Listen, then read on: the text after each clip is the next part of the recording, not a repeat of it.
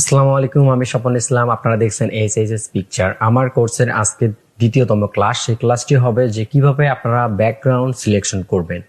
অর্থাৎ আমরা তো এখানে থাম্বনেল ডিজাইনের জন্য কোর্সটা করতেছি। এই কোর্সে থাম্বনেল ডিজাইন করার জন্য মূলত আমাদের বেস্ট ইম্পর্টেন্ট একটি পার্ট হচ্ছে ব্যাকগ্রাউন্ড।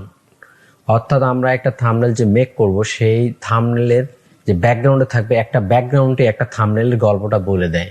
অর্থাৎ এখানে খুবই গুরুত্বপূর্ণ একটা বিষয় ব্যাকগ্রাউন্ড।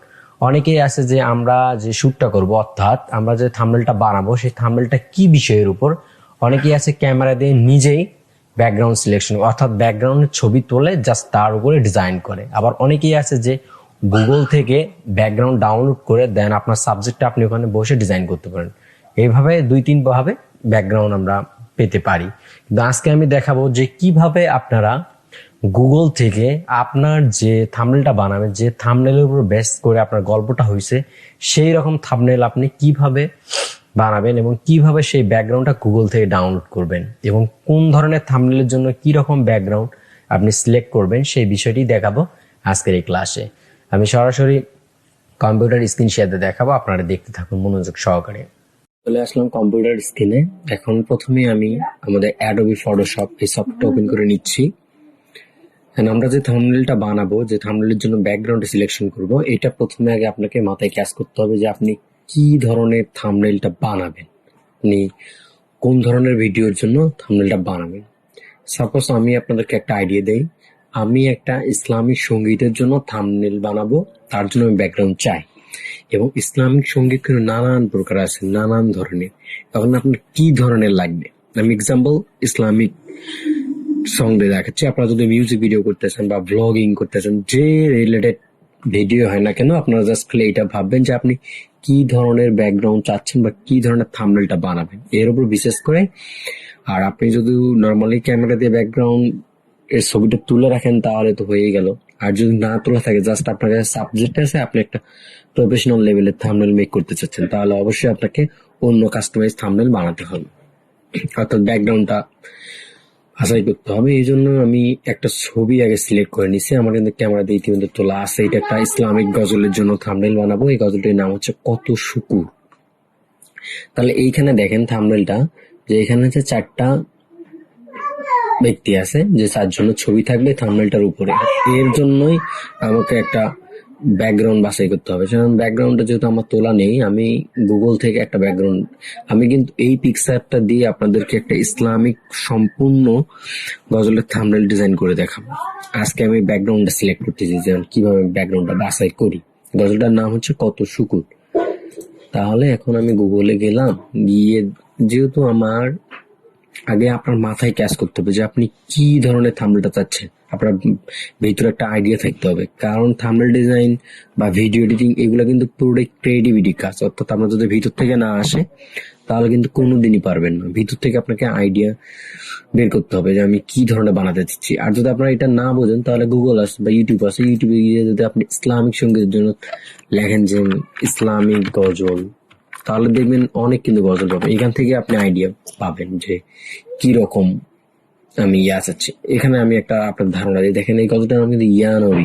দেখেন ওরা কিন্তু একটা মদিনার পিকচার ব্যাকগ্রাউন্ডে লাগাইছে, এই যে বোঝা যাচ্ছে। এই ধরনের আপনি অনেক রকমের থাম্বনেল দেখবেন, এখান থেকে কিন্তু আইডিয়া পাবেন, এখান থেকেও আইডিয়া পাবেন। এখন এই যে আমি যে গজলটা বানাতে যাচ্ছি, এনারা মনে হয় কভার করছেন যে কত শুকুর। এখন এদের থাম্বনেলটা দেখেন, আমি কিন্তু এদের সাথে আরো ভালো উন্নত মানের থাম্বনেল একটা তৈরি করে আপনাদেরকে দেখাবো। আমি এখন একটা ব্যাকগ্রাউন্ড সিলেকশন করব, তাহলে আমরা গুগলে যাব, এখান থেকে আপনি আইডিয়া পাবেন। এখন আমরা যদি গুগলে আসি, লিখেছে ব্যাকগ্রাউন্ড পিকিএসডি, আপনি এখান থেকে কিন্তু অনেক ধরনের ফটো পাবেন, অনেক ধরনের ফটো পাবেন। এখন আমার টার্গেট, আমি এই যে 4টা ব্যক্তি আছে এইটাকে হচ্ছে হাইলাইট করব এবং লেখাটা আমি ফুটিয়ে তুলবো। তাহলে লেখাটা ফুটিয়ে তোলার জন্য আর হচ্ছে এই মানুষগুলো অর্থাৎ যে সাবজেক্ট গুলো আছে, এইগুলোকে যদি আমি ফুটিয়ে তুলতে চাই, তাহলে আমার ব্যাকগ্রাউন্ডটা একটু ড্রাগ বা অর্থাৎ কালো কালো এরকম ব্যাকগ্রাউন্ড আমাকে সিলেকশন করতে হবে, যেহেতু আমার আইডিয়াই আমি নিছি যে আমি এইরকম বানাবো। তাহলে সাপোজ আমি এখান থেকে একটা পিকচার নিয়ে নেই, যেমন সার্চ করে আমি যেমন এইটা নিতে চাচ্ছি, এইটা। তাহলে এটা আমি এখান থেকে এখন ডাউনলোড করে নিচ্ছি। এখন আমি তো আমার জন্য নিলাম এইটা, কারণ আমি আমার মনের ভিতরে ভাবছি যে আমি এইরকম একটা থাম্বনেল ডিজাইন করব। সাপোজ আপনি এখন একটা ট্রাভেল ব্লগ, সাপোজ আপনি এক জায়গায় ঘুরতে গেছিলেন এবং ঘুরে আসলেন, আসার পর এখন ভাবলেন যে আমি তো থাম্বনেলের জন্য পিকচার তুলিনি, জাস্ট আমার ফটো আছে, তাহলে আমি ব্যাকগ্রাউন্ড কিভাবে নেব? আপনি যদি এখন এখানে লেখেন যে ট্রাভেল ব্যাকগ্রাউন্ড, আপনি ট্রাভেল ব্যাকগ্রাউন্ড অনেক পাবেন। এই যে দেখেন কত সুন্দর সুন্দর আছে। এইগুলোতে যদি আপনি একটা আপনার পিকচার লাগান, লাগে যদি আপনি আপনার ডেস্টিনেশন বা ব্লগের নামটা এখানে কাস্টমাইজ করে দেন, থাম্বনেলটা কত সুন্দর হবে। এই যে এখানে নানান ধরনের কাস্টমাইজ ব্যাকগ্রাউন্ড তৈরি করাই আসছে, আপনি এগুলো ডাউনলোড করেও কাজ করতে পারবেন। এরপর যদি আপনি চান যে আমি হচ্ছে ফুড, আমি একটা ফুড ব্লগ করছি, তার একটা থাম্বনেল বানাবো, আমি ব্যাকগ্রাউন্ড চাই, আপনি যদি ফুড ব্যাকগ্রাউন্ড লিখে দেন, এখানে আছে, আপনি যদি এখানে খাবার একটা দেন, সরি আমার লিখতে ভুল হয়েছে, এই দেখেন কত ধরনের যে ব্যাকগ্রাউন্ড আছে। আপনারা জাস্ট এইটা একটু আইডিয়া করে নেবেন যে আমি কি ধরনের থাম্বনেলটা বানাবো। এরকম করে আপনি সব ধরনের, আপনি যে থাম্বনেল বানাবেন না কেন, আপনি ওইগুলারই হচ্ছে ব্যাকগ্রাউন্ড এইভাবে গুগল থেকে নিতে পারবেন। এখন আমি যেটা ডাউনলোড করলাম এটা নিয়ে আপনাদেরকে দেখাই। আমরা তো এর আগের পর্বে শিখলাম যে কিভাবে আমরা এই যে টুলসগুলোর কাজ করব। ট্রেড নিউ একটা পেজ তৈরি করার জন্য ট্রেড নিউ ক্লিক করলাম, এখানে সাইজ আমরা দিয়ে দিব, আমার দেয়া আছে ইতিমধ্যে ট্রেড। আমাদের একটা ব্ল্যাঙ্ক পেজ তৈরি হয়ে গেল। এখন এই যে প্রথমেই বলছিলাম যে আপনাদেরকে আমি ধীরে ধীরে সবগুলো টুলসের কাজ দেখাবো। এখন আমি যে পিকচারটা ডাউনলোড করলাম ওইটা এখানে নিয়ে আসবো কিভাবে, ফাইলে ক্লিক করব, ওপেন। তাহলে আমাদের ফাইল ম্যানেজার চলে আসলো, আমার ডাউনলোডের ভিতরে আছে এই যে ডাউনলোড, এই পিকচারটা আমি এখানে নিয়ে নিলাম, ওপেন। পিকচারটা এখানে চলে আসলো। আর আমাকে কয়েকটা ভাই কমেন্ট করছিলেন ভিডিওতে বা আমাকে SMS ও করছেন যে ভাই এইটা আমাদের 2020 সালের একটা ভার্সনের ফটোশপ আছে, ওইটাতে নিয়ে আসা যাচ্ছে না ড্র্যাগ করে ধরে। আপনারা এই মুভ টুলটাকে ক্লিক করবেন, মুভ টুল এখানে ক্লিক করার পর এইটা চেপে ধরে মাউসের রাইট বাটনে ক্লিক করে ড্র্যাগ করে ধরে এখানে নিয়ে এসে ছেড়ে দিবেন, এই চলে আসলো। এটা কিন্তু খুবই ইজি, যাদের হচ্ছে না তারা 2021টাও ইনস্টল করে দেখতে পারেন। এরপর আমরা এটা রিসাইজ করবো, এটা হচ্ছে ছোট বড় করার জন্য, অর্থাৎ এই যে পিকচারটা দেখেন এখানে কিন্তু সাদা অনেকটা অংশ বাকি আছে, বা পিকচারটা আমি আরো বড় করতে চাচ্ছি। আপনি যদি কিবোর্ডের অল্টার চেপে মাউস স্ক্রল বাটন চাপবেন তাহলে সম্পূর্ণ ছবিটা জুম ইন জুম আউট হবে। আমি চাচ্ছি শুধুমাত্র এই ফটোটা ছোট বড় করার জন্য, তাহলে আমরা এখানে কিবোর্ডে ক্লিক করব, কন্ট্রোল চেপে ধরে টি, তাহলে এটা আমাদের একটা রিসাইজ হয়ে গেল। এখন আমরা এটা ছোট বড় করতে পারবো, এখানে ধরে যদি আপনি টান দেন তাহলে ছোট বড় হবে, বুঝলি। আর এটা যে আমার এইরকম হচ্ছে মানে চাপটা হচ্ছে আবার চিকন হচ্ছে বড় হচ্ছে, এইটা আপনারা অফ করতে পারেন। এইখানে দেখবেন একটা লক চিহ্ন, এখানে ক্লিক করলে আমরা যে সাইজ রাখবো ওই সাইজ অনুযায়ী হবে।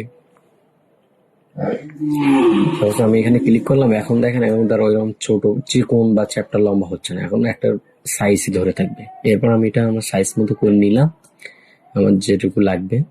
এই যে আমি এটা রাখলাম, রাখার পর এটা সেভ করে দেওয়া, আমার কিন্তু ব্যাকগ্রাউন্ডটা হয়ে গেল।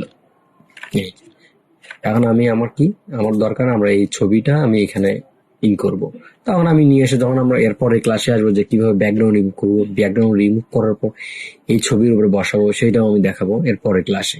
আরো কিছু আপনাদের সামনে আইডিয়া দেই। আমি আবার একটা নিউ পেজ নিলাম, এই যে নিউ পেজ নেওয়ার পর আমি গুগল থেকে চাচ্ছি যে একটা ফুড রিলেটেড আমি ব্লগ বানাবো। তা সাপোজ আমি এই পিকটাই যদি নেই, এখান থেকে দেখাই আপনাদেরকে, সেভ করলাম, সেভ করার পর এখানে এনে ওপেন করলাম, এখানে ডাবল ক্লিক করলে ওপেন হবে, দেন এখানে এনে ছেড়ে দিলাম। এখন এই ফটোটা ছোট বড় রিসাইজ করার জন্য এখানে ক্লিক করলাম, এই আমার কিন্তু এটা একটা সুন্দর ব্যাকগ্রাউন্ড হয়ে গেল। এখন যদি আমি এখানে কিছু লিখি, এর আগে দেখেছিলাম যে টেক্সট, আমরা যদি কোনো কিছু লিখতে এসে তাহলে টেক্সটে ক্লিক করব, তাহলে আমাদের টেক্সট চলে আসবে। এখানে যদি আমি লিখি, এখানে ফন্টটা আমি ইংলিশ করে দিই, যেমন আমি যদি লিখি যে ফুড ব্লগ, এখানে এই লেখাটা যদি ছোট বড় করতে চাই, এগুলো তো আমরা ধীরে ধীরে আসবো। ফন্টে যখন যাব তখন আপনাকে দেখাবো এটা। এই এখানে সাইজ করলাম, বা এটা যদি আরো বড় চাই তাহলে আমরা এখানে কন্ট্রোল ধরে ক্লিক করবো, তাহলে এরকম রিসাইজ হবে, এটা ছোট বড় করতে পারি। ফুড ব্লগ দেখেন আমাদের কিন্তু আরো একটা ব্যাকগ্রাউন্ড হয়ে গেল। এগুলো কিন্তু গুগল থেকে ডাউনলোড করা খুবই ইজি। দেখলেন, এইরকম হচ্ছে বিষয়টা। থাম্বনেলের ব্যাকগ্রাউন্ডটা মূলত এইভাবে ডাউনলোড করবেন, আর যারা ক্যামেরাতে তুলবেন তাদের তো সমস্যা নেই, তারা তো বুঝেই গেছেন অলরেডি। সো এইভাবে আপনারা থাম্বনেলের জন্য ব্যাকগ্রাউন্ড গুলো বাছাই করতে পারবেন। আশা করি আজকে ভিডিওটি বুঝতে পেরেছেন। যদি বুঝতে পারে থাকেন তাহলে নেক্সট ক্লাস গুলো দেখার জন্য অবশ্যই চ্যানেলটি সাবস্ক্রাইব করবেন এবং পেজটি ফলো করে সাথেই থাকবেন। আসসালামু আলাইকুম।